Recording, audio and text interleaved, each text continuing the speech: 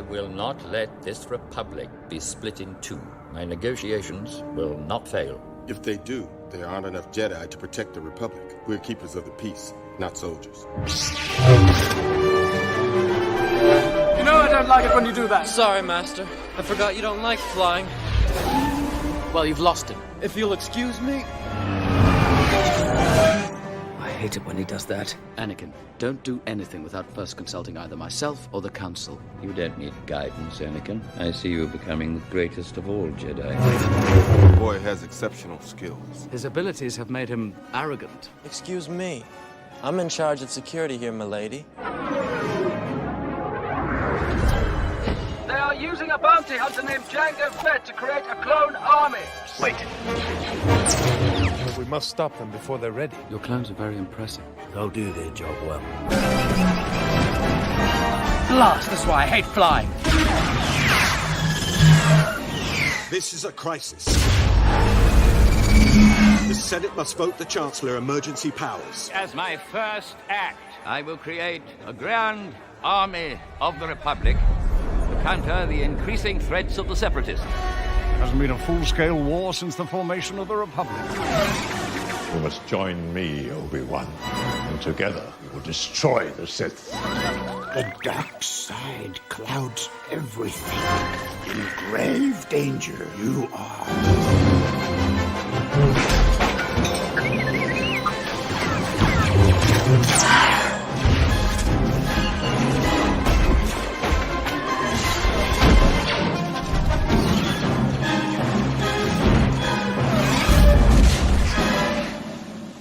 Begun this Clone War has.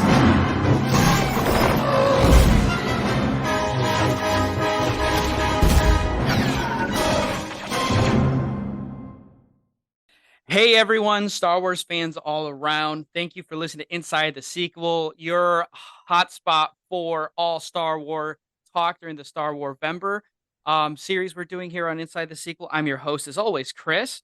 And today we're talking about the sequel to Phantom Menace in the prequel series. We are talking about Star Wars Episode 2, Attack of the Clones. And with me again, as always, throughout this entire series, I have the host of Cobwebs himself. He also told me before we started recording that begun the podcasting has. I have Daniel Epler. Daniel, how are you, bud? Hey, Chris, I'm doing good. I just want to take a moment to say that I really value our friendship. I think our friendship is so great that it's almost as great as the friendship between Obi-Wan and Dex the Diner Slob. Oh, buddy. Why do we have a Disney Plus series on that friendship? It's got to be only a matter of time, right? I'm waiting for it. I'm glad when you snapped me when before recording about watching that that scene. I was like, that's always a scene as a kid where I was like, I like this scene. I like this diner, and it was influential enough. It was on the Lego Star Wars video game. I think about the Lego Star Wars game so much when I'm watching the prequels. Like every set piece, I'm like, I remember playing this whole scene in the Lego Star Wars game. Good times. Yeah, and that's what the thing with the prequels, and especially with this movie, there were so many games based off of this movie. I think like the merchandising success of the first movie, I think just opened the floodgates for Attack of the Clones. Yeah, you also had that Jango Fett Bounty Hunter game. I actually still have that. You can buy it. I have it on PS5, and it's like a PS2 game, but I still play it on there. That was the game where I was like, Jango I like more than Boba.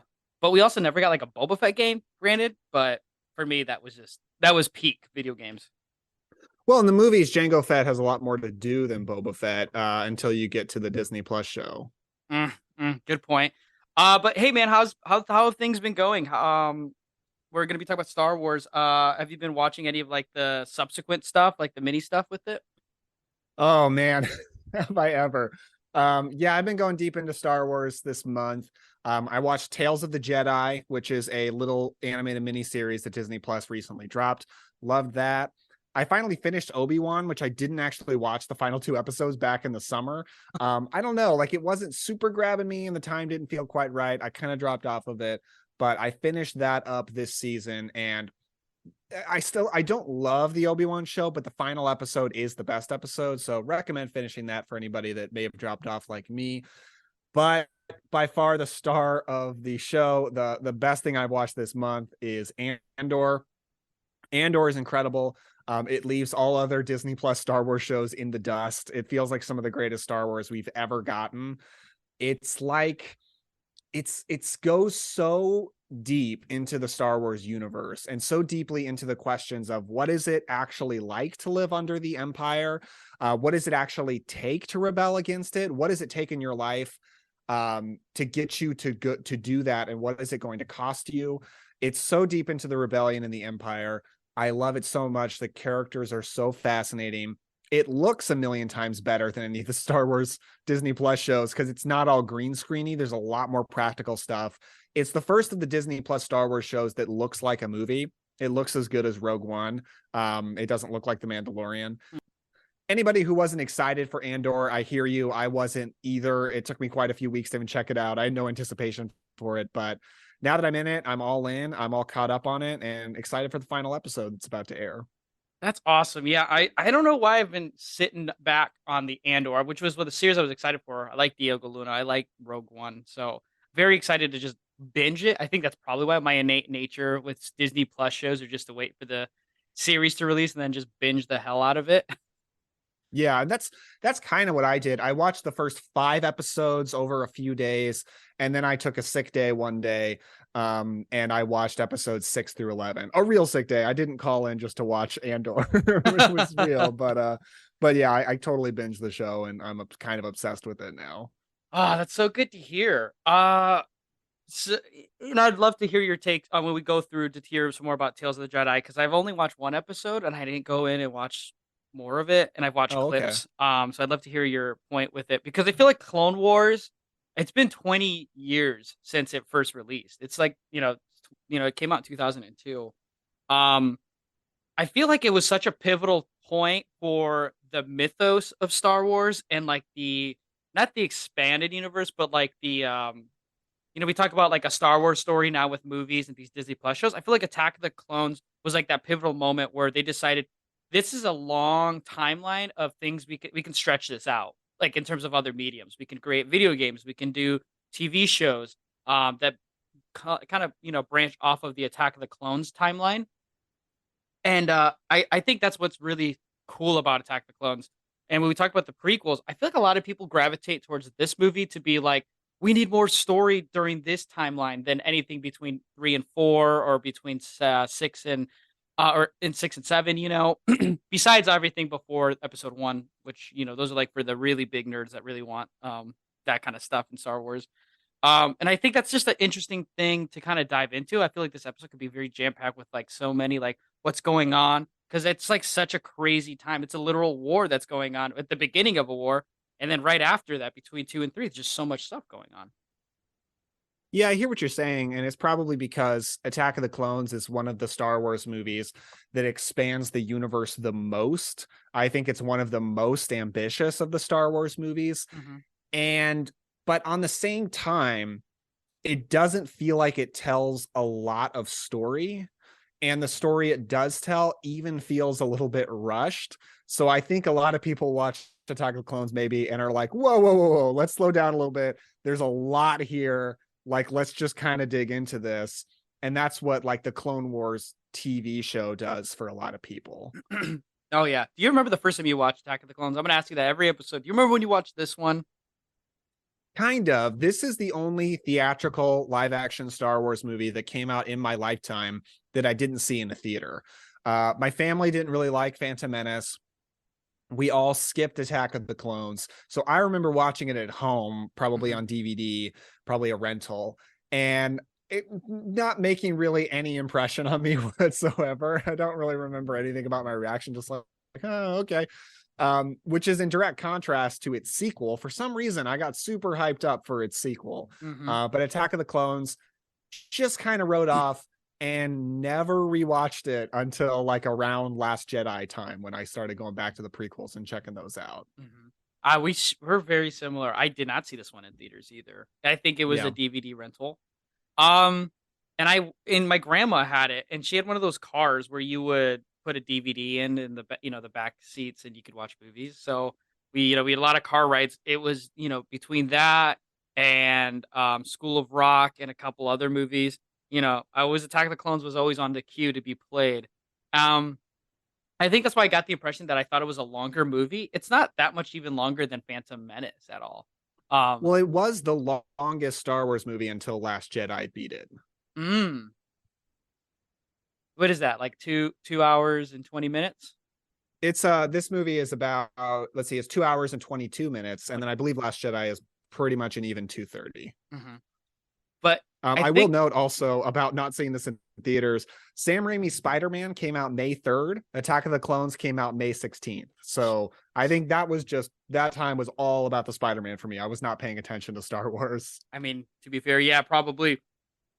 But with this movie, I don't know. I always thought like the only impression that I got from this movie was I thought the clone troopers were really cool. I thought Jango Fett was cool. And I thought there was just way too much romance that I was like, bleh, as a kid. Yeah, it is funny for a franchise that, as George Lucas says himself, he says that Star Wars is morality for 12-year-old boys. It's not exclusive to boys. Girls love Star Wars too. But it is generally for kids. But then to make a Star Wars movie that so hinges on not just romance, but the schmaltziest and steamiest romance you can get for a PG movie is a bold move. Yeah, like some of this, like like the way the scenes are shot, the music that's playing, the flirty, parts. I'm like, yeah, it's like this is a lot. This is heavy. It's like, like everyone wanted to ship Kylo and Rey, but it's like they had nothing on Padme and Anakin in this movie at all. Like if you want to ship anybody, it was just insanely like dripping wet with like sensuality. Like even like the opening scene with Anakin seeing Padme, I just felt the tension. I was like, oh my god, like it's like he's hiding nothing, and everyone's just like, and the older we watch, people complain about like the dialogue in this movie, but I like how the actors or the characters look at the two men interacting. They're like, what's going on? Like they're also kind of like aware of this awkward tension here. Yeah, gosh, it's funny that Anakin Skywalker is a Jedi, and he knows that Jedis are not supposed to get married, have relationships, have sex, because all of this leads to attachment, and the Jedis are forbidden from attachment. He knows all of this. But then as soon as Padme comes in, he he gives no shits about hiding any of it. He's just like, I'm super horny. My dick is rock hard right now. I'm announcing this to Obi-Wan. I'm announcing this to everyone around me. He's literally biting his lip when he's looking at her like he's Dakota Johnson in 50 Shades of Grey. It's so crazy. I kind of like it, like if anything, Star Wars, I feel like romance is very much missing in a lot of the Star Wars scenes in the movies in the franchise. I would say Solo does a really good job of romance, the most, and I think that's just because the leads, as well in the writing. But in this movie, I think it makes a genuine attempt to show, like, Lucas says that this prequels is to show the downfall of Anakin and the rise of Vader, but you need to see the downfall of Anakin and like the Jedi, and I think this movie really shows how far he falls from them with his romance with Padme, just like how irresistible a normal life outside the Jedi Order looks, and how hard it is to kind of like resist that urge and temptation. Because like all throughout up until this point, all you hear is like it's not an easy life, like it's a very difficult life, and you like hear all these things, but the only ideas you get are, yeah, it's a difficult life because you're constantly in danger, like you're always fighting or trying to keep peace. But then it's like, what about the other stuff, like the emotional aspects of it? Yeah, what do you think about this whole, because this was not in the original trilogy, this came about in the prequels. What do you think of this whole thing that Jedi can't have romantic relationships? It definitely plays more into what we talked about last episode, the Bible allegories, the Christian allegories, of celibacy and such. But but also I think it's kind of ridiculous, but I guess in terms of the the mythology of it, it kind of makes sense. But it also, I think, like we people complain about Lucas and his writing, but I think it's really smart of him to make the quote unquote good guys also have like these bad, this bad dogma within its established order. This very like impractical approach for people, or for, I guess, species. I don't think it really, like they said, fear leads to anger, all that stuff, like the fear of like attachment stuff. But it's like, is that why they kidnap kids then? So then they don't have an attachment to their parents too?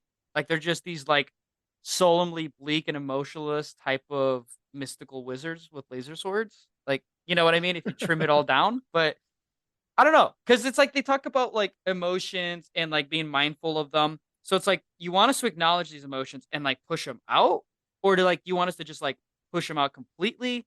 And then there's times where it's like, well, what about like, your fellow Jedi? Like obviously Anakin and Obi-Wan have like a special relationship between the two. Wouldn't that also feed into the whole fear of losing out on your master or your apprentice and such too? Like, I don't know, it just doesn't seem very even. Yeah, it seems dumb. It doesn't make a lot of sense. And undoubtedly, Anakin's relationship with Padme indirectly or directly does lead to his downfall. But I feel like the whole asking a 20-year-olds to not be horny and not want to have sex is ridiculous. Like obviously that still exists today with like the priesthood and such and nuns, but I mean, I think there's conversation about getting rid of that. I don't know that that'll ever happen. But it just seems like a bad idea. And so his relationship with Padme leading to his downfall, I feel like maybe it wouldn't have happened if it didn't all have to be secret. Like if he could confide in somebody other than Palpatine, if he could talk to Obi-Wan, if he could talk to Yoda or whoever about this stuff and just have a normal marriage while also being a Jedi, it probably would have worked out a lot better. So I feel like it's not really his attachment that leads to the downfall. Maybe it's all of the bureaucratic dogma around it, but I'm not really sure. But that rule has never really sat well with me. No, it doesn't. And it feels like it causes more harm than good, Like if you join the Jedi Order and it's like you got to give up everything that you love and the people you love to be like in solitude with other people, like other people who have the same abilities as you, what's the glamour of that, really? Couldn't you like still do Jedi stuff without joining the Order? Like a rogue Jedi or like a Force user of sorts. Yeah. And I think that's what's awesome about the sequel trilogy. It really shows like Force sensitive and Force users can still have these emotions and still do good and not be tempted. Like we talk about Finn, we talk about Rey, even Kylo, and to an extent too. Like these are Force users that have these emotions, and they, it's kind of like trying to navigate those emotions while also having this incredible power to save people. And I think that's what makes the sequel trilogy, I think, heightened a lot more with that whole approach. And I love when Luke in Last Jedi talked about the Jedi Order. Yeah. And I think it goes back to like in my last episode where I was criticizing Yoda and such. I think he just also just represents a lot of the flaws of this like wannabe omnipotent like order that's not sustainable at all. It just has been able to because the Sith was around for such a long time, so they needed a reason to be around. But now that the Sith is quote unquote gone, now they're just kind of sitting around and, and then up to the Clone Wars, now they actually have a use. So it's like they're not evolving with the times and the circumstances. They just kind of got too comfortable. Absolutely. And just to be clear, I'm not saying any of this is a problem with Attack of the Clones or the story of the prequels. Like, I think this is absolutely the story. This is how the Jedi were. And these are the things that lead to the fall of the Jedi. So I think all the story is good. I'm kind of just talking about in universe is what the Jedi doing good or not. Looking at it's so interesting watching this movie, looking at what's happening to the Jedi, because I'm so fascinated by the line when Mace Windu says to Yoda, when they both realize that the dark side is clouding their vision and the Force is not clear to them anymore. And Mace says, we should inform the Senate that we can't use the Force as well as we used to. I thought that was so interesting because that's a line I've not keyed into before this most recent watch. Just about how the Jedi realize and acknowledge that their connection to the Force is dying, that they are not. And I think, that plays into how Qui-Gon Jinn talks about paying attention to the living force over anything else. Whereas I think Jedi like Yoda and Mace Windu are just more about bureaucracy and rules at this point, and they're not connected to the force like they should be. I think all that is super fascinating. Very good point. And I mean, you feel that tension in that kind of like loss of confidence in the beginning of this movie. Like, obviously you get the assassination attempt scene, which is the double gang. I mean, this is a hell of a way to open the movie. But then it goes to Palpatine and talking with the Jedi, and it's like you see the literal oppositions face to face with each other, and it's awesome. And you kind of see Yoda looking at Palpatine a certain way, and Palpatine very meticulously talking the way he does. You get introduced to a bunch of cool Jedi as well. That's why another thing I think as a kid I really appreciated with Attack of the Clones was like being introduced without really being introduced to a bunch of different types of Jedi that were kind of iconic based on their looks. And I think it really shows that just how much more, like how far, almost too late it is for the Jedi to like, defeat this evil. It seems like Palpatine is just so far ahead of them. And it's like ridiculous. And I love how this movie, more than I think Phantom Menace really tries to show, like keep it really under the radar, quote unquote, with Palpatine. I feel like in this movie does not pull any punches in showing how evil and meticulous Palpatine is. Yeah, one of my favorite things about the prequels is watching Palpatine, not just because of how good Ian McDiarmid is, but the story of what he is doing is so fascinating because, I kind of said this on the Phantom Menace episode too, but, George Lucas realizes that he's making prequels, so we know how it's going. So he can't just have the Star War be a war between the Republic, good guys, and who will become the Empire, bad guys. Instead, he has Palpatine in control of both sides, and he's really just using separatists to cause problems that only he can solve so that he can come in and be like, oh shit, too bad we've got all these issues. I guess we're going to have to nominate more power for me so that I can fix it. He's like, a mob boss who beats up on people and then makes them pay him for protection, like that's basically what he's doing. Good point. And that's so fascinating because it makes the prequels an interesting story, not just a story that we already know. Mm-hmm. Mm-hmm. I agree. I think that's really good, savvy politician work on his part. But also, one thing about this movie that's interesting is that in the opening title crawl, it talks about Count Dooku and how the separatists are having this leader now, this enigma up until this point, of who Dooku the character is. They talk about him a lot in the beginning of the movie. They talk about like they've known him and such, but we as an audience don't know who he is at all. We just get little bits of him at a time. I think for me, I don't know. Every time I watch Attack of the Clones, I feel like there has to be some prerequisite before watching Attack of the Clones to really appreciate it, because that's the approach of the movie. Is that the villain is somebody that everyone knows, but the audience does not know, and there's an established history there that doesn't really get explained except through little breadcrumbs. Same with the other characters like Master Sifo Dyas. And I think it's really interesting that when Jango is introduced and he talks to Kenobi about he was hired by a man named Tyrannus. Nobody knows that Dooku's Sith name is Darth Tyrannus, like little breadcrumbs like that as well. I think it's, in hindsight, I think it's really interesting and cool to do that. But I think also for a long time, like we talk about the 20-year anniversary now, it's like, I think it would have been better if there was like some sort of prerequisite series that came out before Attack of the Clones on, LucasArts side or something like that. But now we do have those, but I think it would have elevated it more. Yeah, you're absolutely right. Like George Lucas is kind of way ahead of everybody else. And this movie is pretty much always known as the worst of the prequels. Mm-hmm. And I agree with that. And it's often known as, unless someone isn't a particularly intense Last Jedi hater, it's generally known as the worst Star Wars movie. And also, I would agree with that. And I think one reason for that is it's confusing if you're not really deep into this universe. Mm-hmm. Like it just sort of throws out so much little information that if you're not really invested in the Star Wars lore, it's nowhere near as accessible as A New Hope or Empire Strikes Back or Return of the Jedi are. Like not even close. It's not accessible at all. But to a big nerd like me, it's a movie that just keeps getting better. The more I watch it, the more the universe of Star Wars is expanded, and the more of the expanded universe that I pay attention to and that I take in, it just keeps improving. Because like Dooku, despite loving Christopher Lee, was kind of a boring villain for me a long time ago. But now I love Dooku, and I just welcome any little bits of information I can get about him. And I love the conversation about Dooku at the very beginning of the movie. I think it's the first conversation, where they mention Mace Windu, I think, mentions that he used to be a Jedi.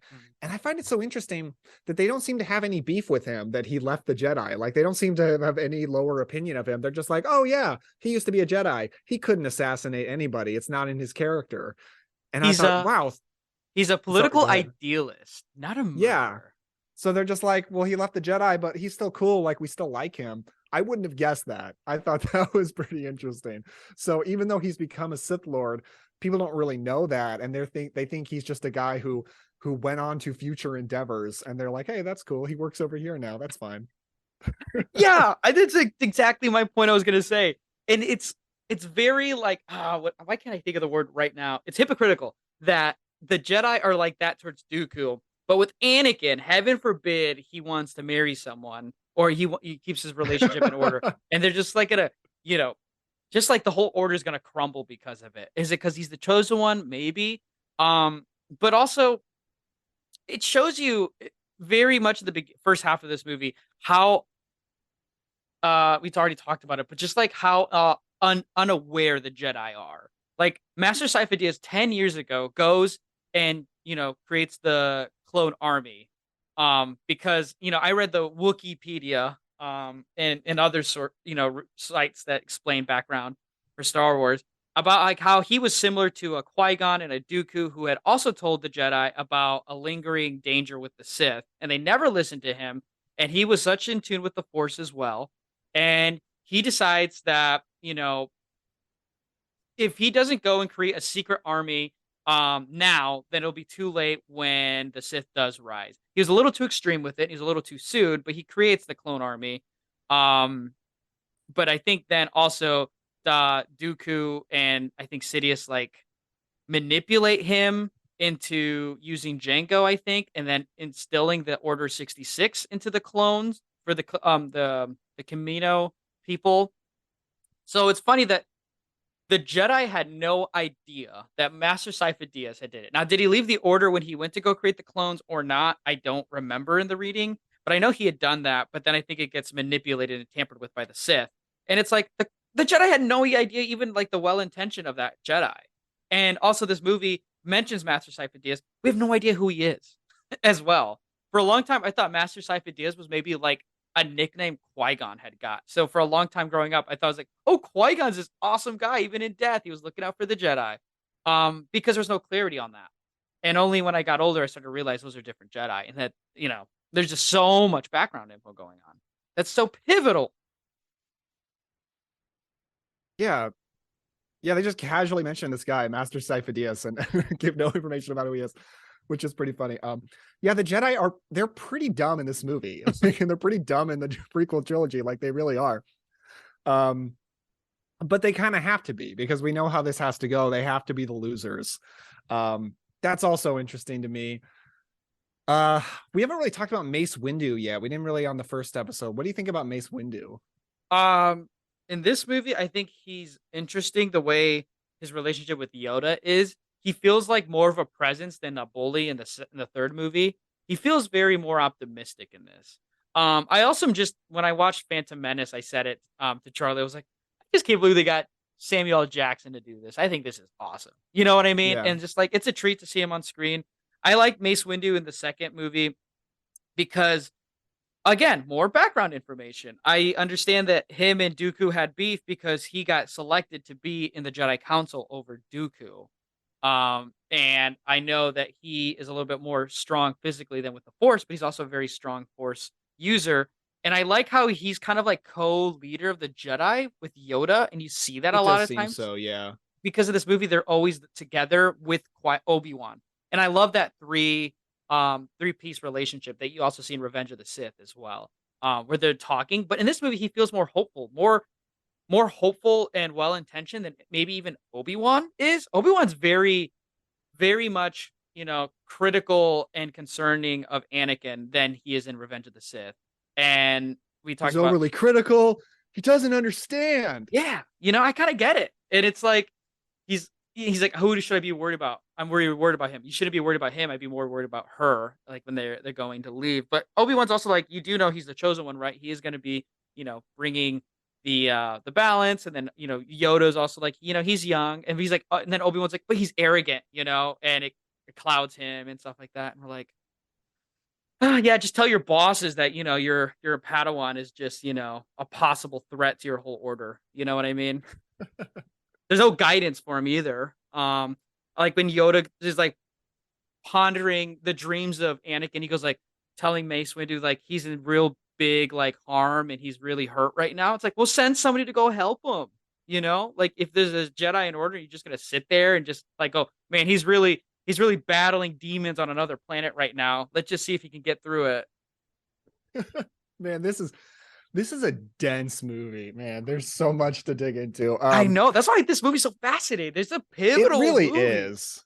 Like it's a movie that a lot of the execution is not great, but there is so much depth to it and there's so much to dig into that it's widely considered a bad movie. I cannot possibly consider it a bad movie because it's just way too ambitious and has way too much on its mind. It's way too interesting. Just, is there some bad CGI? Is there some bad dialogue? Yes, absolutely. But there's a lot of cool stuff. With Mace Windu, I think it's so interesting that they casted Samuel Jackson for it because Mace Windu is this incredibly calm and collected character. And Samuel Jackson at least at this point, but probably still now, is generally known for yelling and having emotional outbursts like in Pulp Fiction. So this is something completely out of his wheelhouse. But I think he's great. I think he comes across unlikable sometimes, but I think that's by design because I think he's supposed to be kind of a dick and kind of representative of how the Jedi are not great people anymore. But one great thing about him is he just looks awesome. Like he just looks like he looks phenomenal in his Jedi robes, and they reveal he has a purple lightsaber in this. It's so cool. Everyone, any kid watching this wanted a Mace Windu action figure. My brother and I certainly did. When it comes to Obi-Wan, a weird thing about this movie, and it is one failing that I think the movie has, is I think this movie should have been used to sell the friendship between Obi-Wan and Anakin, because their friendship is important. And in A New Hope, Obi-Wan mentions that Anakin was a good friend. And they don't seem like friends in this movie. They don't seem like they get along at all. I think the next movie, like the first act of the next movie, does a great job making up for that, but we'll get around to that. But I do think it becomes very clear in this movie that Obi-Wan and Anakin are just too close in age to be Master and Padawan, because it's clear that Anakin considers them equals, and because they both like had the same master, except Anakin had that master very briefly, but they weren't that far apart in age, probably about 10 years apart in age. And Anakin says in many ways I'm ahead of him, so he kind of considers them like competitors more than master and apprentice. So Anakin's just kind of pissed off all the time because he's got this guy who he considers an equal or even a rival, and he has to get bossed around by him all the time, and it just kind of pisses him off. So it does a good job selling why Anakin is mad in this movie, but I don't know that Anakin always being pissed off in this movie was really the right move for the second film in the trilogy. Right. And that just opens up another criticism for its time about Hayden Christensen as the cast of Anakin. I remember people just being really upset with him and his range as an actor and his portrayal of Anakin. I remember that being like the big, arms up in the air and people like getting upset with it. I think Hayden Christensen portrays Anakin really well. I think he has the look of a very young, struggling Jedi who has a lot to hold back. But yeah, I think even in the opening part where he's like Obi-Wan in the elevator, is like talking about like, I feel like when we, we're going to get in that trap that we had in the other off planet. And Anakin's like, well, no, I saved you, remember? And he's like, oh yeah, that's how it went and stuff like that. And it's like, it is kind of like bickering, like small little bickerings. And then, oh my God, even like the secondhand embarrassment I get when they're with Padme talking and Obi-Wan goes, no, we're going to be mindful of the Jedi's instructions to be like security. And he's like, come on, Master, that's overkill. It's implied that we're going to be investigating this. And it's like, he's like, you will learn your place, young one, and stuff like that in front of Padme. And I'm like, oh man, like all clout that Anakin has with Queen Amidala or Padme, excuse me, is like all gone now. Like he's just immediately mouthing off. Yeah, it's just like like that, like it's just like very uncomfortable conversation. I like how it goes over to Jar Jar and he's just watching too. It's like this is like really uncomfortable right now, and the way they're talking while Padme is sleeping, and they're kind of having like a battle of wits of sort to see who has more of a connection to the Force. And because Anakin always kept saying, like, I know exactly what's going on in there. And then Obi-Wan's like, actually, my Force skills are sharper than yours. So I know what's going on too. And he's like, why sense it? Me too. And then they run in. And it's like they're having like this bickering of who's better, like you said. And I agree. And I think that's intentionally.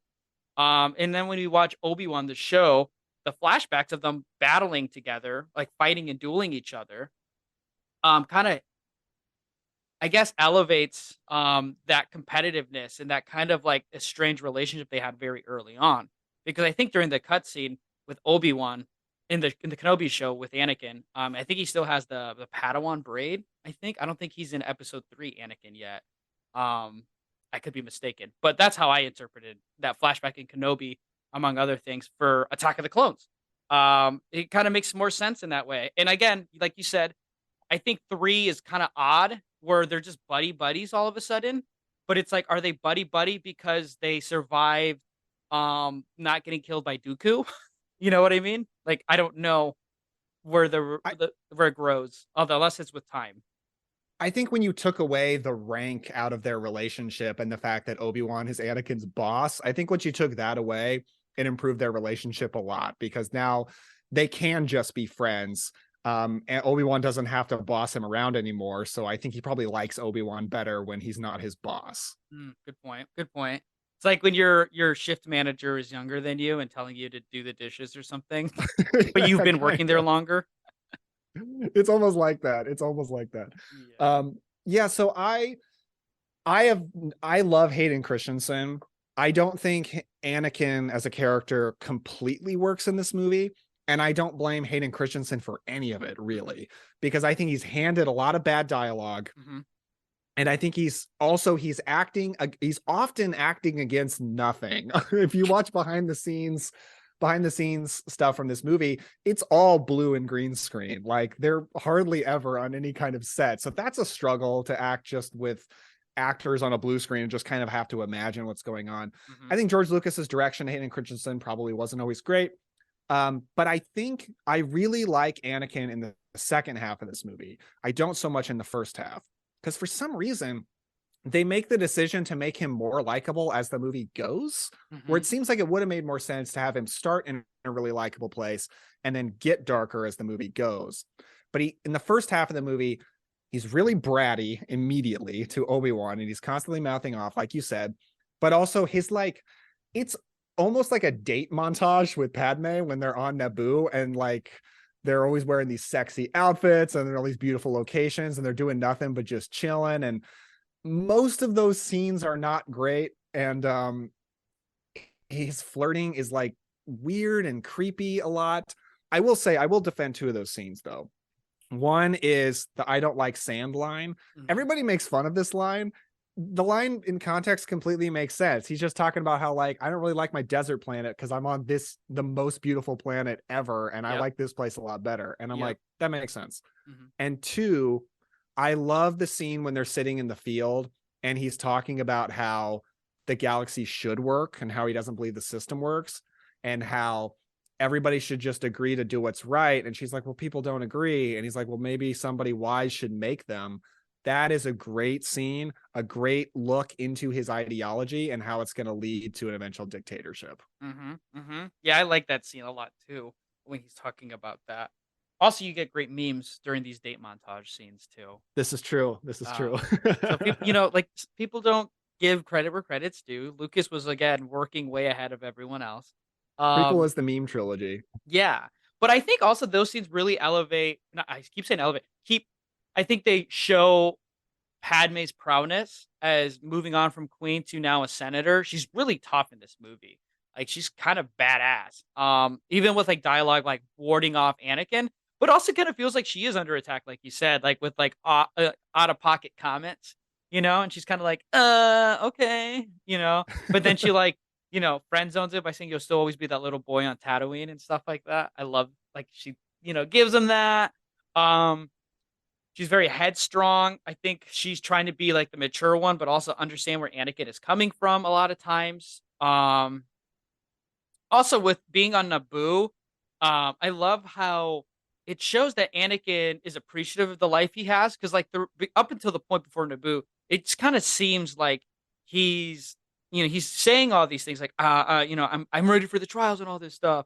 But then it kind of shows that he wouldn't mind just having this nice life with somebody away from the order. Because it seems like he's always trying to convince himself that I have to be this great Jedi. I have to be part of the order. But like for a second in these scenes, he's like disconnected from all that and just kind of enjoying life. And he seems way happier up until he gets the nightmare scene about his mom. And then it kind of shows that he's cursed with the Force more than like he's wanting to be gifted with it. Well, he's like a lot of 20-year-olds. He's ambitious and horny. It's a very common combination when you're 20 years old. And he's such a mama's boy too. He is for sure. And I think that whole thing on Tatooine is great. I love like that. I don't really like Anakin and Padme's relationship building while they're in Naboo. Because like the scene by the fire, I think it's easily the worst scene in the movie. It's really bad. It's uncomfortable. It's really uncomfortable. And I'm with you. Like, I want more romance in Star Wars. Love me some romance among the stars. But that doesn't, it just feels really weird and rushed, and how they're just like discussing how they can't be together, but they want to. And it just doesn't feel I'm right. haunted by the kiss that you should not have given to me. Yeah, it's really rough. It's like if a girl kisses you when you're drunk and you like, oh, she likes me and she wants to date me, and you hit her up the next morning and she doesn't remember. You won't and stop texting her. Yeah. And then like she's like, it was just like yeah, it's kind of like get a hint, but yeah, persistence, right? Yeah, for sure. But I do love their relationship building once they leave Naboo. Yes. And it's more just about Anakin dealing with the fate of his mother, dealing with that pain, her being there for him, them fighting in the Battle of Geonosis together and bonding over that. I think all that stuff is pretty darn good. Yeah. Now let's go to Tatooine, because I love the Tatooine parts. You get to see Watto. Let's do it. And then of course you got to go back to a desert planet, which I love. And you get introduced to Luke's inevitable home in 4, which anytime the prequels kind of homage anything to the original trilogy, I kind of get excited. So Definitely. I love seeing that. You get introduced to Lars, Cleve, and Uncle Owen and Aunt Beru. I think that's really great. Edgerton, shout out. Yeah, like little did he know, right? I love like those scenes. I like when Watto recognizes Anakin, because I think what's an important piece of the first movie with Watto and Anakin's relationship is, yes, Watto's like his slave owner technically, or overseer. He still cares about Annie. Like he like says, if you clean these things, I'll let you go home early and stuff like that. You get to go home and such, and has like this relationship where they talk. It's not more or less like do what I say and that's it. He cares. There's a sense of like responsibility and care for Anakin, and in this movie too, it shows like he recognizes Annie and stuff like that. But then he goes back to, he's like, hey, you want to help me with some deadbeats who owe me a lot of money, But he's like talking about Shmi at the same time and how he took care of her and married her and stuff. Kind of makes me happy to see Watto, but then it's kind of sad and gross when he goes like, I had to sell her though. Well, he didn't marry Shmi. He sold Shmi. Sorry. I got that part. God, no. Yeah. She did not marry Watto. Yeah. I think Watto's just a piece of shit. I don't think he's redeemable. For one thing, he's a slave owner, and also he seems like he's just friendly to Anakin because Anakin is now in a much higher social standing than he is, so he has to be friendly, and also he wants to use Anakin to get some debts collected for him. You got to get your money somehow, though, right? in a place like that full of scum and villainy. He would have been like, "Hey, Anakin, help me get some Taylor Swift tickets." But he might, if you do that, he might even give you one at half the cost. He might. Yeah. He's just not the absolute monster that's on Jakku who's saying, "What ass portrait." Oh, I love that guy. Simon Pegg. Yeah. When he goes and sees like where Lars is and stuff like that, the introduction to all that family dynamic, it's a very like it's if you take away that it's Star Wars, it's a very awkward introduction to a new piece of family, I guess, new family members, like under these circumstances, like, oh, my mother, married your dad, so we're I love how Owen's just like, I guess that makes us step half brothers or something like that. And it's like he's taking it very well, but this is a very awkward situation that they're all in right now, I just love all that stuff. And when, Lars explains everything that's going on, I think as a Book of Boba Fett, everything with the prequels of the Tusken Raiders makes me kind of feel a little but I think that's because the Book of Boba Fett did really well with that stuff. But when Anakin decides to go hunt the Tusken Raiders who took his mom, I love that little montage of him just driving with the music playing on the speeder and he's talking to Jawas and stuff like that. Love that part.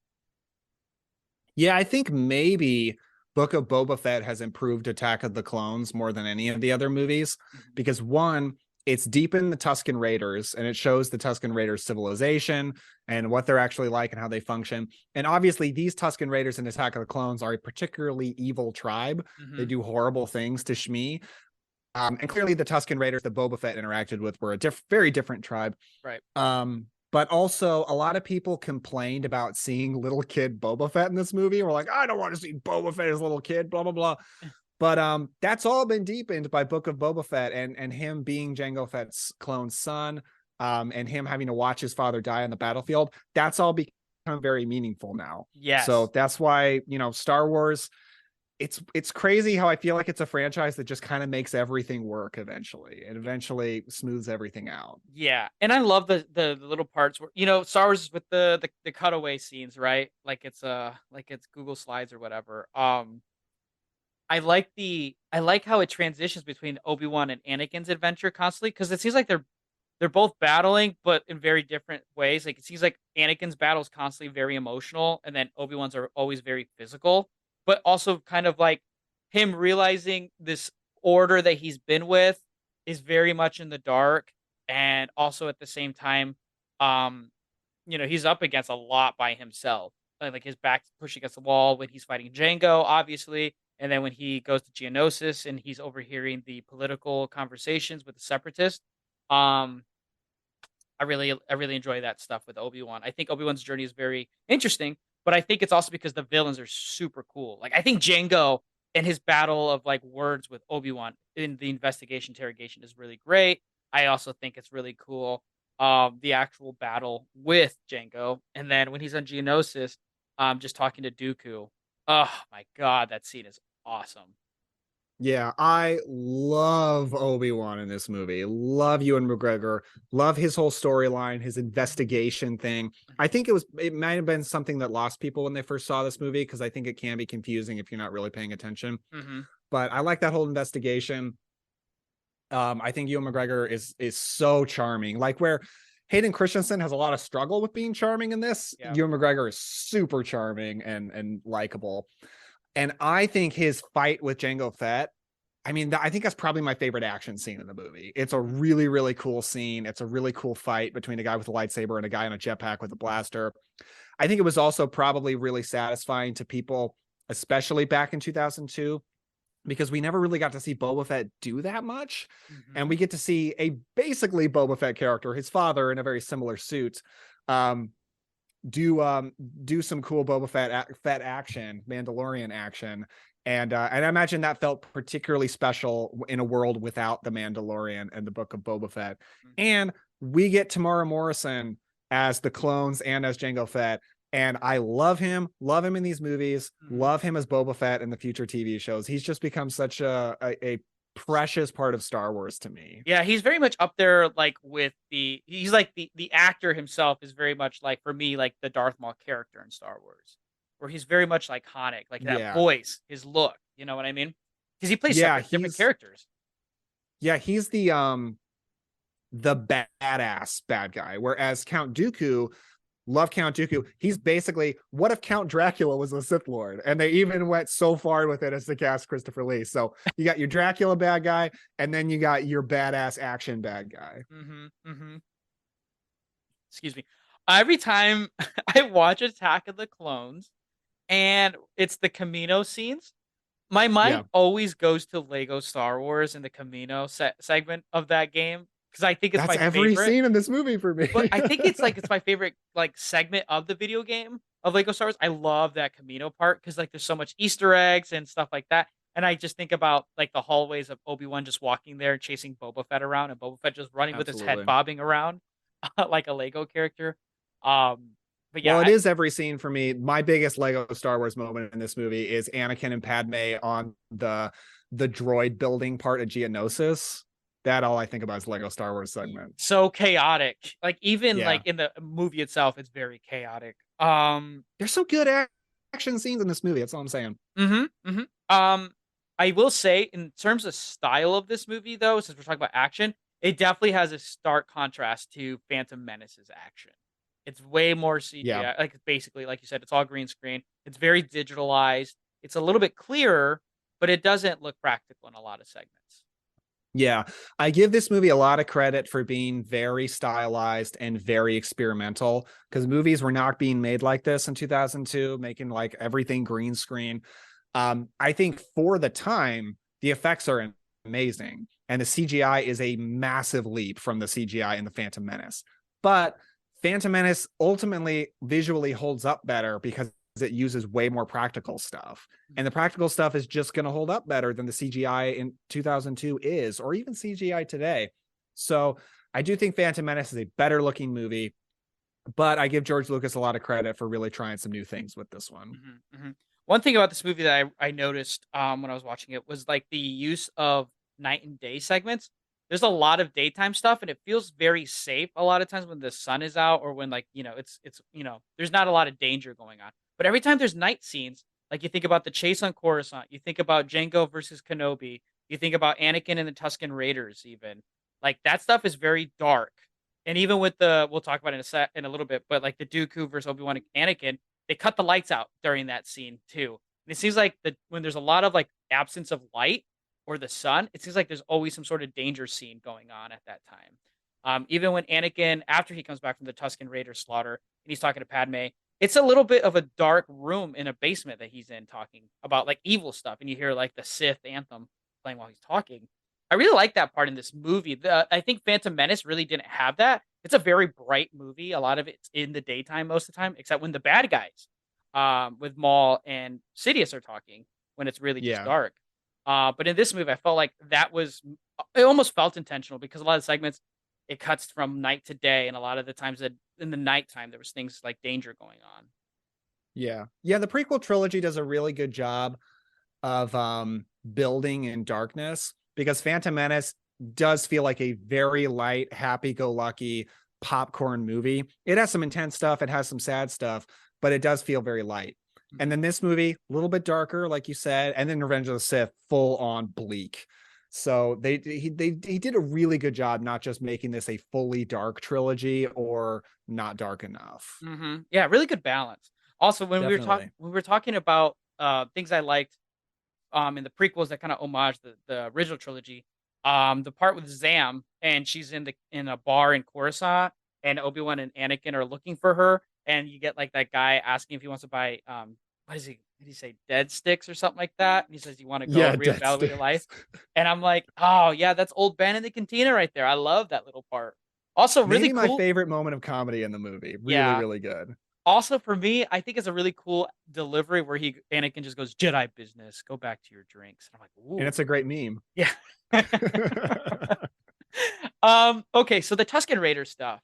As a kid, I guess I wasn't as aware of the genocide. I just always felt yeah, kill those people that killed your mom. But also at the same time, I'm as an adult, I'm like, Jesus Christ, that's fucking dark to put in a movie like that. Yeah, I think Hayden Christensen's performance in that scene gets made fun of a lot, but I think unfairly, because I just think the raw emotion of it is so powerful. I mean, you can call it over the top, but it's a really horrific moment in his life. So I think it's perfectly appropriate. When he says, I killed them, not just the men, but the women and the children too. It's a really good look into how he is fully willing and able to use his power for whatever he feels like he should. And he doesn't necessarily hold himself back and think about, well, what is the right thing to do? He doesn't always think that the way that, say, an Obi-Wan would. If there is an injustice that he sees, he's willing to do whatever it takes to make himself feel like he's taking care of it. And that is a really great look into a really great precursor to what is going to be his entire arc in Revenge of the Sith. So I think all that stuff is fantastic. I do, however, wish, I mean, I'm sure it would have been too violent. That's probably the reason, too violent for a Star Wars movie. But I kind of wish we had seen the massacre a little bit. We'd seen more of that action scene, but maybe it just would have been too horrific. It would have been very like weird to see, you know, like Yeah, maybe so. Like they're not helpless, but compared to a Jedi, they probably are. Yeah, they are. But it is also, it's I think it's an homage against the original trilogy. I mean, you saw what the Tusken Raiders did to Luke on Episode 4 when old Ben comes to save him. You know, it kind of shows the kind of like the attitude that the Tusken Raiders had at the time, or some specific tribes near that area. Yeah, I remember when we were watching it, Charlie and I. When Padme is listening to Anakin, she's like, "Oh," and she still loves him. That was like, you got a point, but also it's like, you know, maybe she's gone through some trauma. Like, I don't know. I'm not trying to justify this like killing, but at the same time, it's like for a story, it's like that's like a very, very like literal representation of like what you said exactly. And I think the older I get, the more I like I think that's really good, George Lucas, for putting that little dark scene in there to show. And you hear the Vader theme when he's talking about it too. And immediately he does not take responsibility other than the killing. He blames Obi-Wan. Like everything is Obi-Wan's fault. And that shows like his flaw as like not being mature is that he doesn't take responsibility. He's just responsible for the justice, the good parts of it. And I think that shows the flaw of Anakin is that it's not his fault. It's always someone else's fault. But then again, it's a Jedi's fault, which shows why he's maybe more willing to join Palpatine, not just because Padme in like the dying dreams, but maybe because he's feeling like Dooku in Tales of the Jedi, he feels the Jedi are accountable for a lot of personal loss. Yes. Yeah, as Matt Bledsoe might say, Anakin is a hound for justice, but he doesn't have the wisdom to recognize the difference between justice and revenge, or just lashing out in your emotions. Yeah, it's a very eerie scene, but then it goes into a really good segment where I love the scene where Obi-Wan says, "Anakin, transmit my my message to the Jedi in Coruscant," and then just Obi-Wan just talking and delivering all the nitty-gritties of what's been going on Geonosis and investigations, and then he gets attacked by droidekas. I really like that. It's a very climatic moment where it's like, this is like where the movie is telling the audience in a very stylized, cool way of what's been going on. I really like that. And it shows the technology as well being used, which is cool. And then it's like, I like it too. Oh, sorry, go ahead. I was gonna say, and it shows like it's a call to action. Like the Jedi, like, go see the clones, I will, in this army. And it's like, we're gonna grab as many Jedi as we have and stuff like that. It's like, where the fuck are all the Jedi then? Like all the Jedi we have available. Where are all of them then? Because it seems like that school is full. Yeah, really gets me amped. Yeah, I like that too. And one of my favorite moments in the movie is right after that call when Padme's like, we got to go help Obi-Wan. And Anakin says, "Hey, I just got orders to stay here, so we're going to do that." And she says, "Hey, you got orders to protect me and I'm going, so you have to come with me." And he just smiles and is like, "Fuck yeah." That movie, that scene is great. And that little moment does so much more to communicate their building relationship to me than any of the shit on Naboo. No kidding. Gosh. Yeah. And and then when they go to Geonosis and that I think that's parts are really fun. But you get the next part, you get the Obi-Wan and Dooku stuff. Let's talk about that. I really like that confrontation between Dooku and Obi-Wan. Absolutely. I think it's maybe one of the scenes. I think it's one of the most pivotal scenes of the whole trilogy. And I always laugh when I watch it because he's so naive. He's so stubborn to open his mind to Dooku and maybe think about. And that's why I think the ending to this movie is kind of interesting, the way he talks as well, Obi-Wan, about the confrontation with Dooku. It feels like, and again, like this is the part where I'm hoping you talk about like the segment a little bit in Tales of the Jedi.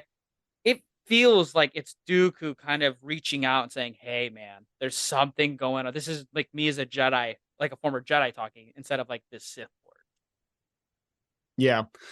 So it's communicated in this movie that Dooku was Qui-Gon Jinn's master. And we get to see a little bit of that in Tales of the Jedi. There's one episode where it's Master Dooku and Padawan Qui-Gon out on a mission, which is so cool to see. And Dooku really cares about Qui-Gon. And it's communicated that they're very close, very good friends. And there's actually a scene in Tales of the Jedi. There's an episode of it right after Qui-Gon has died, and Dooku mourning him. And it's very emotional. So I believe in that scene that Dooku cares about Obi-Wan. And I think he does because of Qui-Gon. And I think he's completely sincere when he wants Obi-Wan to turn, not necessarily because like, whoa, I'm the evil one and I want to convert you to my evil ways, but because he genuinely cares about Obi-Wan. He would much rather have Obi-Wan on his side than have to fight him. So that whole level of it is so interesting to me. And I love that Dooku doesn't lie to Obi-Wan. He says, there's a master of the Sith in control of the Senate and in control of the Republic, and you are all a bunch of pawns. And Obi-Wan's like, what? That could never happen. The Jedi would sense it. And of course, he's wrong, and Dooku is right. So Dooku is, in a way, manipulating Obi-Wan, but manipulating him with the truth. Mm-hmm. Not the whole truth, because he doesn't say the Sith Lord that's in control of you is also in control of me. So it's not like Dooku is the good guy here. He's just as bad. But I think that part is so fascinating. So that's also one of my favorite scenes in the movie, for sure. I like how he's, what does he say? I'll give you the truth. The truth? The truth. And he just tells him, he's like, join with me, Obi-Wan. We can destroy the Sith. It's just like, hearing Christopher Lee's voice in Star Wars gives me tingles, man. It's right, so good. Right? The fact his name's Count as well. And he has this really cool robe, his lightsaber.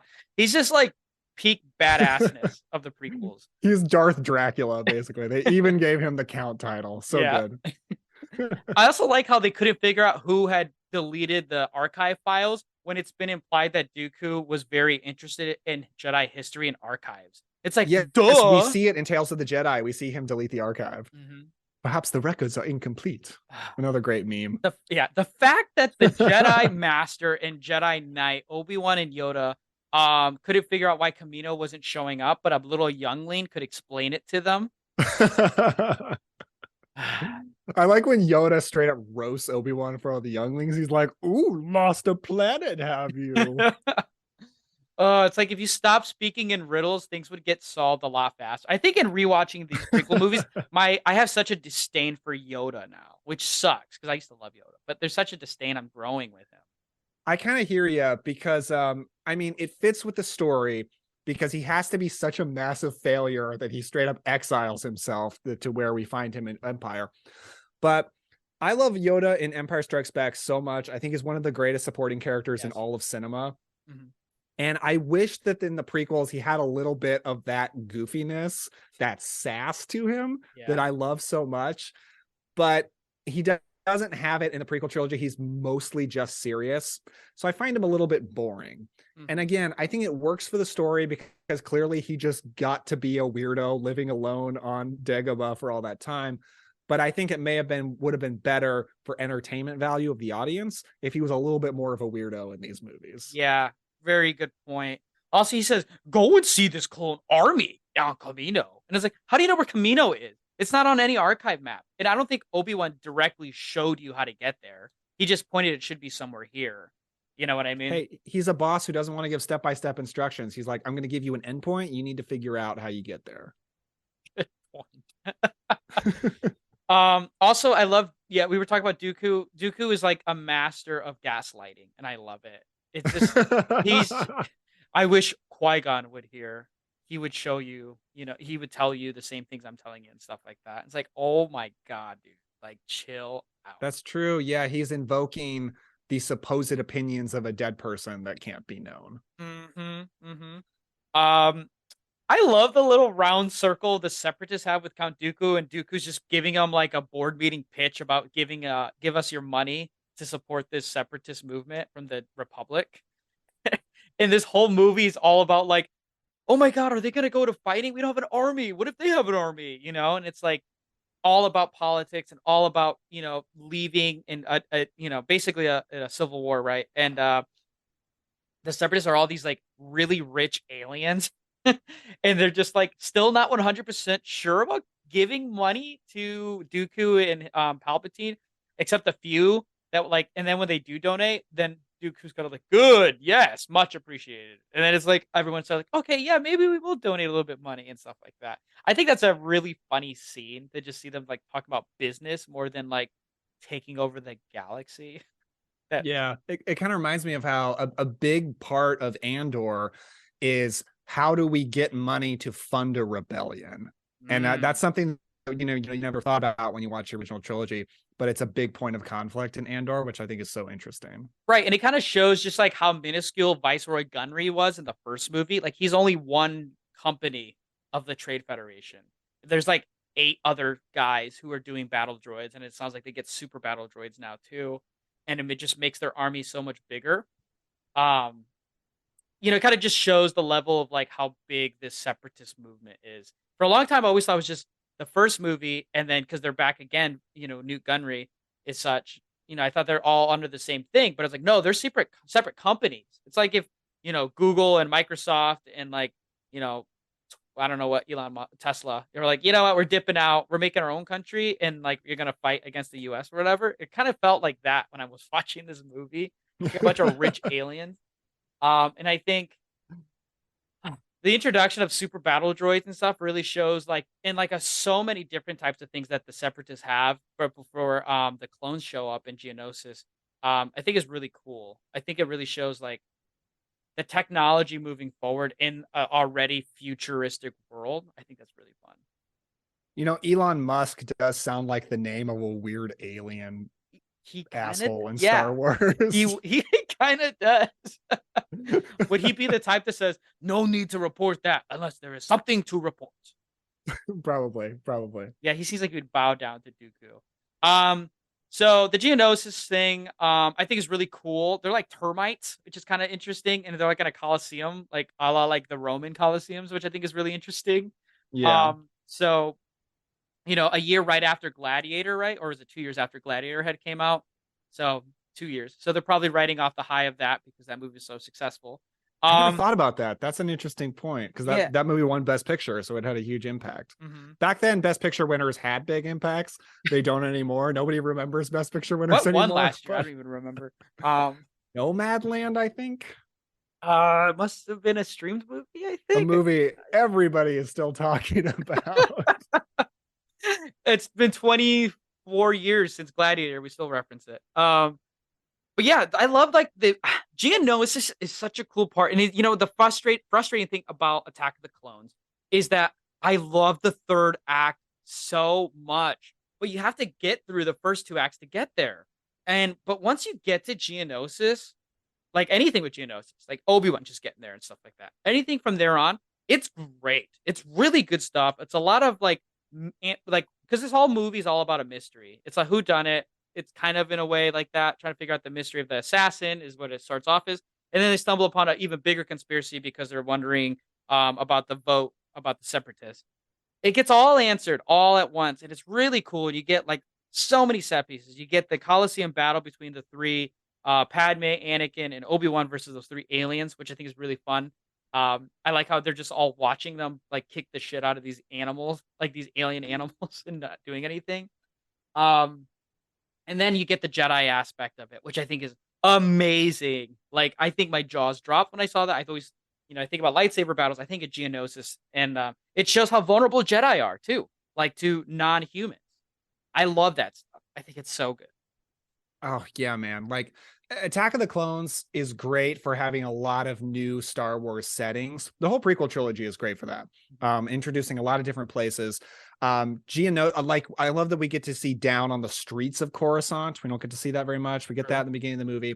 But Geonosis is so cool looking, such a cool looking planet. All the stuff in the droid factory is really cool. I really enjoy that.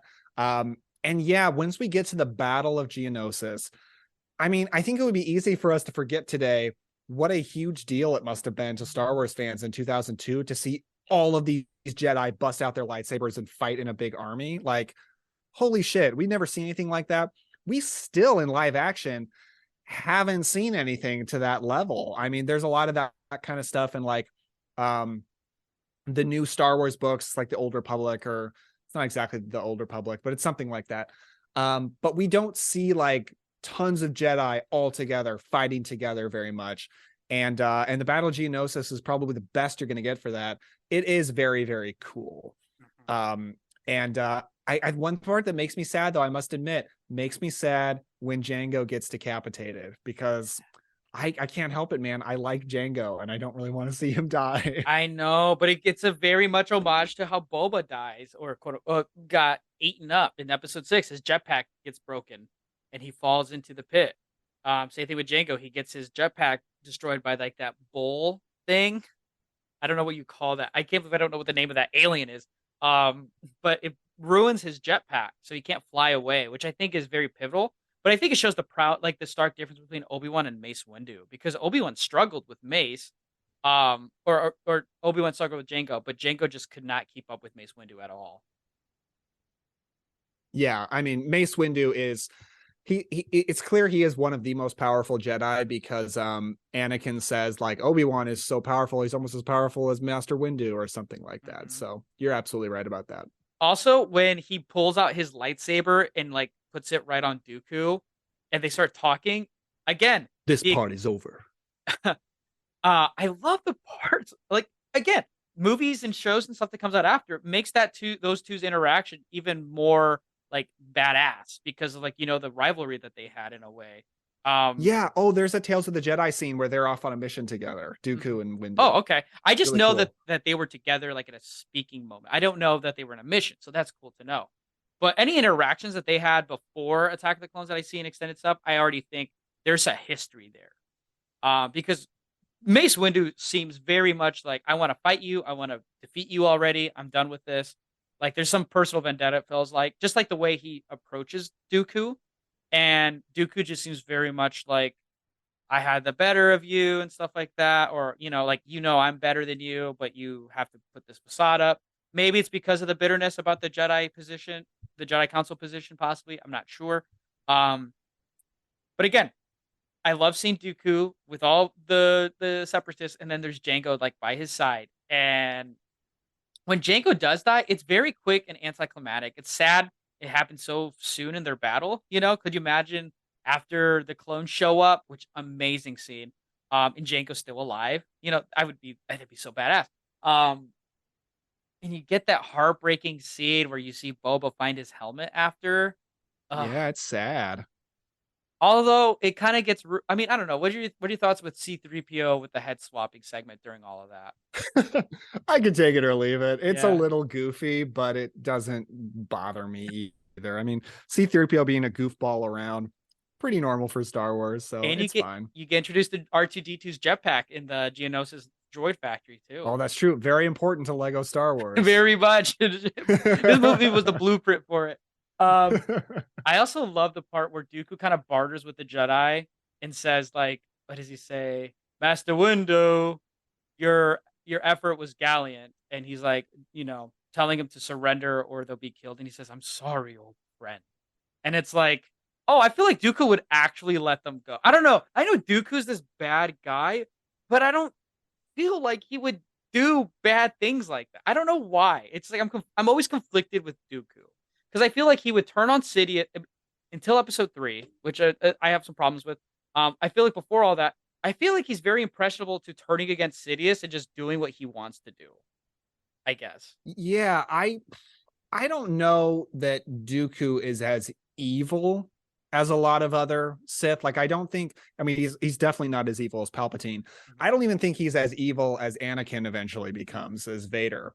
I do think Dooku is more of a political adversary, like they sort of describe him in this. And he believes that the Jedi and the Republic are corrupt. And in many ways, he's right. He's just kind of going about it the wrong way, and he's following the wrong person. But he does murder Yaddle in Tales of the Jedi, which is pretty that's pretty evil. But he is like more reasonable maybe than a lot of other Star Wars villains. Maybe. Yeah, I can see where you're going with that. Because also, like, he doesn't have like it's a very nerdy thing. He doesn't have like the Sith eyes like Maul had, or like Anakin eventually gets either. You know, he's very much human, very much through all of this, like his appearance. Other than like his Force lightning.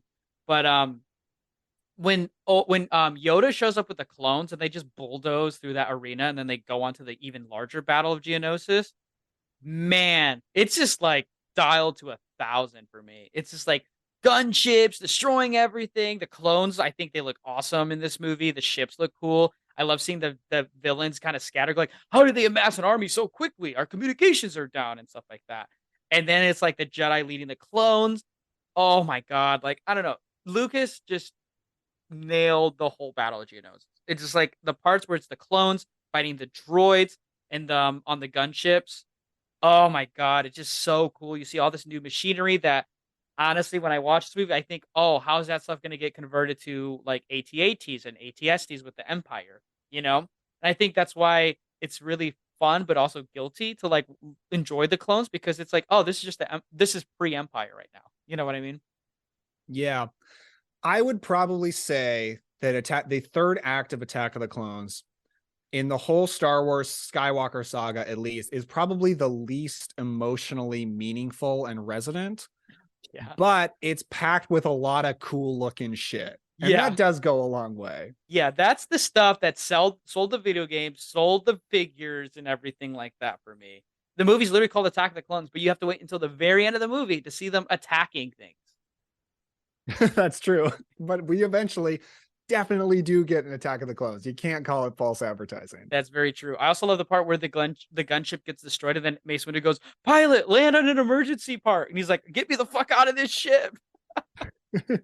I kind of think it's a little lame though when the gunships are chasing Dooku through Geonosis, and they're like, "Attack them! We're out of rockets, sir." And I'm like, "What? How?" Like, okay. It's just kind of funny visually when Dooku's just kind of sitting on that thing, and it's very obvious that like everything there is CGI except for Christopher Lee. Yeah, it looks kind of funny. I admit it. Yeah. Also, I love how Padme just bosses that clone trooper, like when they fall out together, and she's just bossing him around and stuff. Yeah, a very Leia moment. Let's talk about that battle though with Anakin and Obi-Wan again. Let's do. Dooku. Oh man, when you see Dooku's lightsaber, which takes forever, I think it's such a cool moment seeing the hilt how it is. But I think what's even more jaw dropping is you see him use Force lightning. Yeah. Immediately. And I like how Obi-Wan and Anakin, apparently having done these missions together, again, in the beginning of the movie, they have issues with getting along and communicating together because Anakin gets very rash, doesn't listen to Obi-Wan, and then just goes after Dooku and gets the Force lightning on him. I think that's really cool because you didn't see Maul do anything like that. I think Maul, all he did was do a Force push at most. He never used the Force really. And then Dooku has, the only time we've seen Force lightning was with the Emperor in Episode 6. That's to me that was a very jaw-dropping moment that shows, like, I guess how powerful Dooku is, because we hadn't seen that except with the biggest bat of them all. Yeah, that is really cool. Force lightning is always used as kind of like a shocking moment, which is great. It is used again in Rise of Skywalker in a very shocking moment. And that stuff is definitely cool. I just love how Dooku just whoops ass in that scene. Like, he just hands Obi-Wan and Anakin's asses to them like pretty quickly. I do love that Anakin, for a brief time, uses both a green and a blue lightsaber. That is an image I do remember ever since I was a kid, just being kind of in love with the imagery of Anakin with a blue and green saber. It looks awesome. He loses the green saber really quick, so it's very brief, but it's cool while it lasts. But he eventually is the one who cuts Anakin's hand off, which is very cool. But after all that, Yoda comes in, and man, is that a scene. That's some good shit. I will say real quickly before we get to that, with Dooku, when he's fighting Anakin and it's Obi-Wan out, the two are fighting, Anakin hits like the lights to turn the lights dim, and all you just see are the two lightsabers.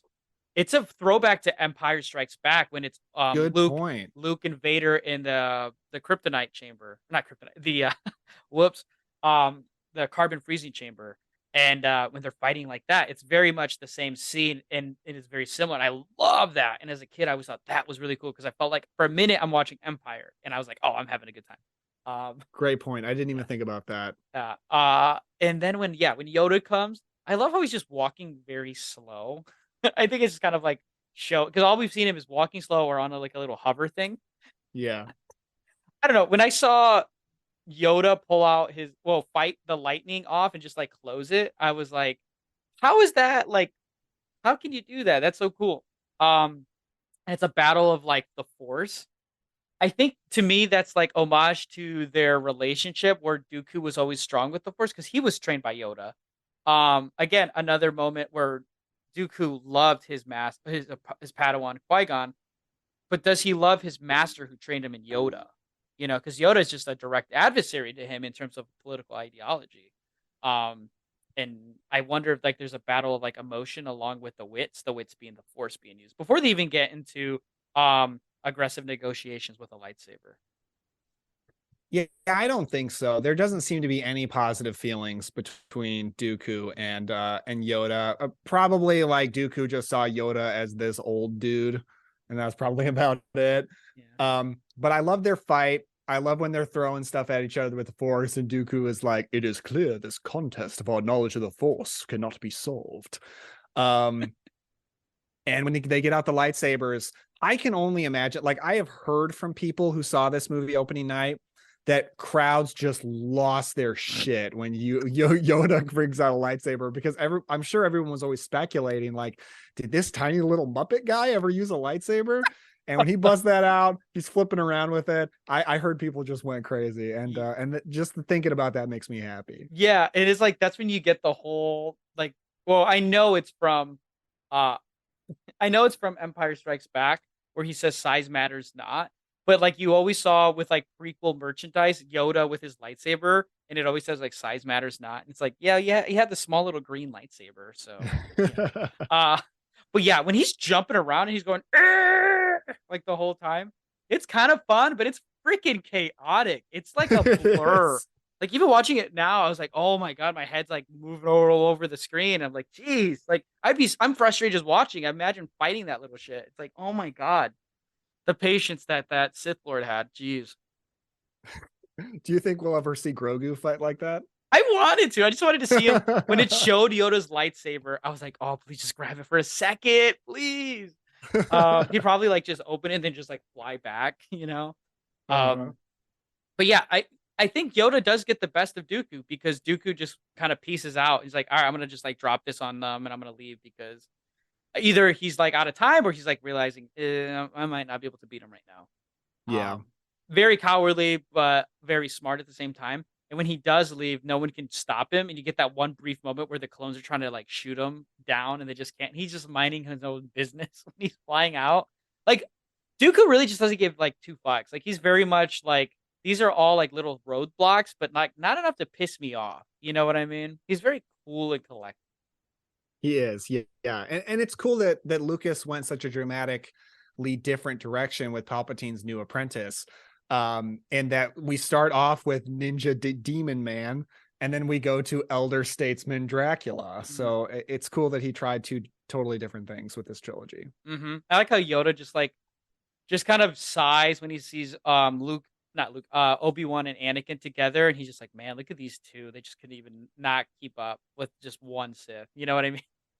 Which is funny because I wonder if there's a power shift between Dooku and Maul because Obi-Wan handled Maul, but he couldn't keep up with Dooku. And I'm curious what the reason would that be, maybe. But then Dooku is definitely more powerful than Maul, for sure. Okay. When Dooku does leave, before he left Geonosis, he grabbed the plans from that Geonosis leader who's part of the Separatists, and it's plans to the Death Star. For me, I didn't notice that when I would first watch the movie as a kid, but my dad pointed out, he's like, look, there's a Death Star right there. And I was like, wow, episode 2, like 2 movies before we see the actual Death Star, this thing was getting plotted out. And was it a Sith creation, or was it the Geonosis's plan to create this thing?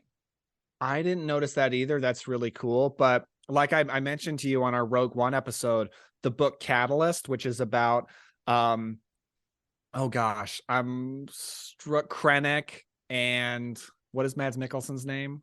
Oh, Mads Mikkelsen, Jyn Erso. Yeah, Jyn Erso.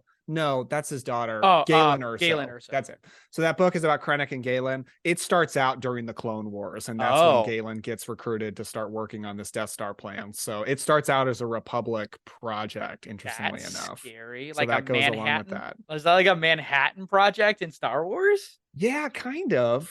That's a good comparison. Yeah, kind of. That's kind of scary. I kind of don't fuck with the Republic if that's the case. Oh my God. So I wonder if they got the plans because it's from Palpatine. But at the same time, when he gave it to Dooku, he was like, my master will really appreciate this or has been wanting this or something. Like Palpatine was looking for the plans. Maybe he couldn't get them and maybe he had someone steal them for him. I'm not sure. Yeah, something like that, probably. Yeah, there's like again, there's a lot of stuff in the background in this movie that like if you don't really look at it, like you might miss it. Again, I never noticed it when I first watched it a couple of times. So shout out my dad for pointing that out. At the end of the movie, when Dooku goes to it's Coruscant and he sees Palpatine and they're finally together talking. This is the first time we see them talking together. It's a very eerie scene. It's very dark. It's a very calm scene, but you hear like that like Sith anthem where you hear the oh, and it's just very eerie. Like he's like, you've succeeded, my master. War has begun. Good. Everything I've planned is going. It's like, like this is gonna be like for the long haul. Like the fact that they wanted to start a war in the first place, and it took this long to do is very eerie and evil. But then I love the contrast where it's Obi-Wan now talking to Windu and Yoda, and he's talking about, is that true? Was there any truth to Dooku? They really don't answer it. Yeah, because they don't really know. The Force is clouded. Their connection to the Force is clouded by that point. But I do love the line from Yoda of we haven't had a victory, like this is a failure begun, the Clone War has. And that goes along very well with his line in Empire about how war does not make one great, about how it's just something that's sad. Yeah, that's a good point, because it's kind of I wouldn't say it's a meaningless war, but if you've been following the Jedi and like the quote unquote Republic of Good, it's kind of meaningless. It's just a political overtaking, like they're just slowly turning into an empire. It's a really pointless war for just a power shift. It's not even for fighting to gain anything. It's just a ploy, and it makes it really disheartening and sad, when you apply it to the real world in terms of how wars are now. Thank God they use clones and droids. Then again, clones are, still people. They're people too. Yeah. Captain Rex, shout out. There you go. But yeah, I also...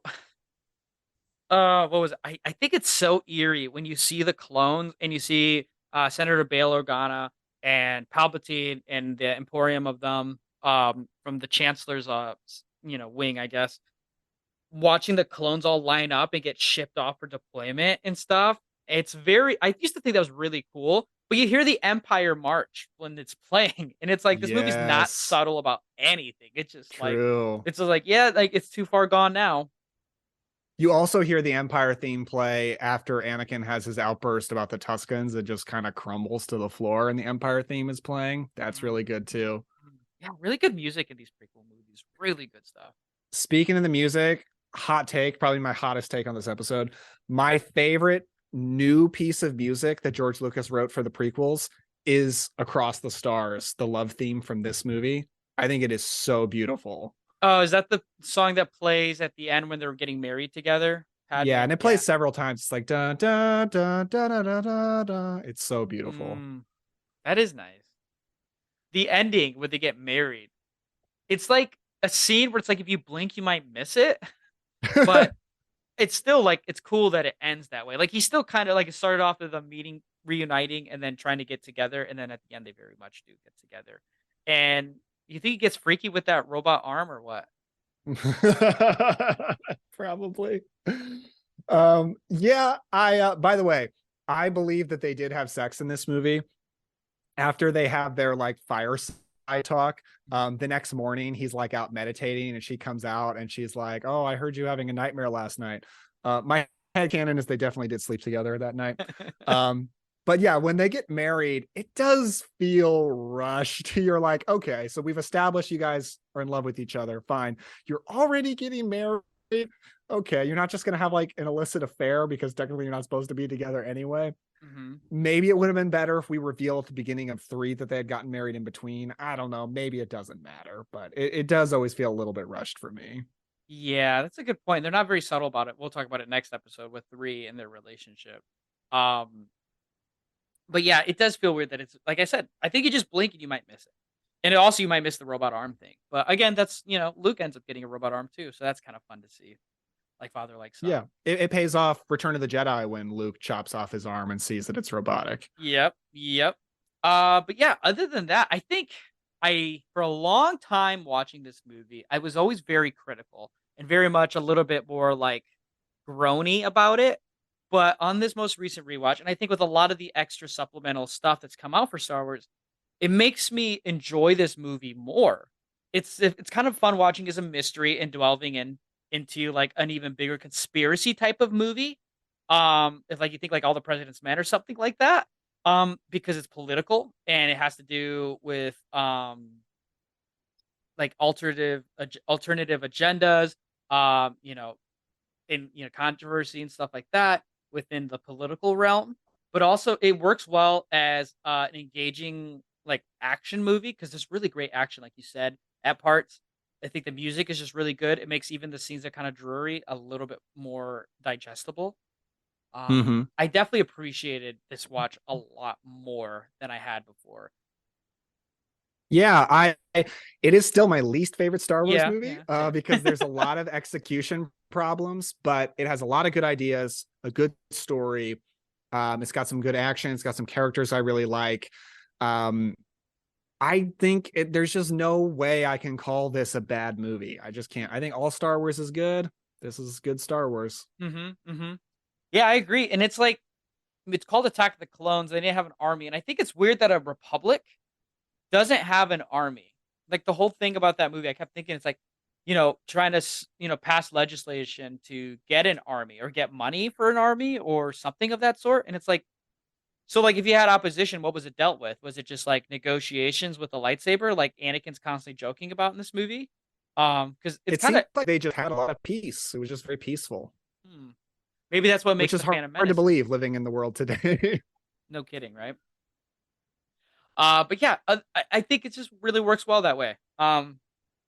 Excuse me. And you see a lot of like revisiting scenes, and then you see things like I said, you pay homage to the original trilogy. I think it's really cool, and I think this movie more than any of the other movies gets heightened because of the sequel trilogy. And for me, that's the really big thing. I think this movie really pushes more for the sequel trilogy than anything else. I think Rian Johnson did really well in Last Jedi, calling back not only the prequel movies, but I felt specifically the Attack of the Clones movie. Yeah, good point. Star Wars just has a way of constantly making itself better, which is awesome. But any last thoughts? Any final opinions on this? No, I don't think so. But I'm just really, really excited to talk about the next movie. I know. That's the thing with the hard thing about this podcast with this one is I just want to binge through all of them, but it's like no, I got to space them out, get my thoughts cleared and stuff like that before recording. But yeah, other than that, I think people should really revisit Attack of the Clones. I do think it gets very harshly criticized, and I think it was the one that didn't age the best, but there's a lot of good stuff in it, and I think it also is the most pivotal in terms of all this extra stuff we get on Disney Plus with Star Wars. But yeah, I definitely recommend people check it out. Again, during StarWarVember. Daniel, where can people find you if they don't already know? You can find the Cobwebs podcast on all podcast apps. If Twitter still exists, you can find us on Twitter and Instagram at Cobwebs Pod. Follow me personally at Epler Daniel. And remember, Daniel's a political idealist, not a murderer. Shout out Kia Moody for his cameo in Attack of the Clones and Kit Fisto. But yeah, other than that, my name is Chris at Inside the Sequel. You can follow us at sequelpod@gmail.com. Go ahead and email the show there if you have like any requests or you don't want to share anything for recommendations. Check us out on Twitter. Again, like Daniel said, we'll see if Twitter will survive before episode 3. But you can follow us on Twitter. Follow me at Hertastic_Chris as well. Check us out on Spotify, iTunes, wherever you listen to your podcast. We are there. But tune in next Friday so we can talk about Revenge of the Sith. I know that's the one I think a lot of people are excited for.